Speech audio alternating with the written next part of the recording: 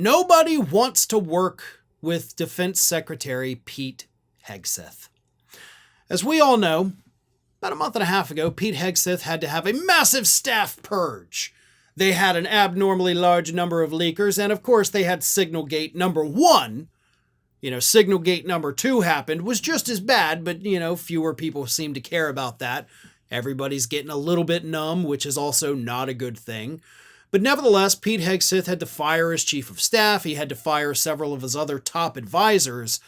So the people that are basically supposed to surround Hegseth every day, help him do the job, give him ideas, tell him, this is bad, yes, this is good, they don't exist. So in the month and a half since these high-ranking intelligence and DoD officials have been gone, the White House has been scrambling to hire people to replace them. There's just one problem. The people that are qualified for the jobs are refusing them. Nobody wants to work with this wholly incompetent and potentially corrupt Secretary of Defense. So here's what's happening according to the reports. You got Vice President J.D. Vance, Donald Trump's Chief of Staff Susie Wiles, have been working together for almost 2 months now, trying to find people to fill these vacancies in Hegseth's office so that he can actually do his job. But they're running into 2 separate problems. The first, as I mentioned, the people that are actually qualified for these positions have been turning them down. People with vast military experience, people with intelligence experience, people that are just actually intelligent. They have all said thanks, but no thanks, according to multiple sources who spoke to the press. We don't want the jobs. Yeah, we could do it, but this guy sucks so bad that even with this high-ranking position that could definitely further my career, I'm not going to do it. I don't want all the benefits that come with this because it means I got to work with this idiot.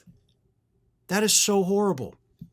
The second reason they're having trouble finding people is because they're instituting, of course, the loyalty tests. So we got to find people that are politically MAGA and yet also somehow qualified. And wouldn't you know it, such a thing doesn't exist. Because hardcore MAGA and competent are mutually exclusive things. You can be competent or you can be MAGA, but you can't be both because competent people know MAGA is dumb and stupid. So therein lies the problem. They're either going to have to hire MAGA people who are very dumb and don't know how to do the jobs, or they're going to have to hire people that know how to do the jobs that might vote for Democrats. Seems like a real problem there, right? No, it shouldn't be a problem at all. You hire the competent people. Who cares about their political leanings? Political leanings should not have any impact on doing the actual job. But this administration is not going to make that decision.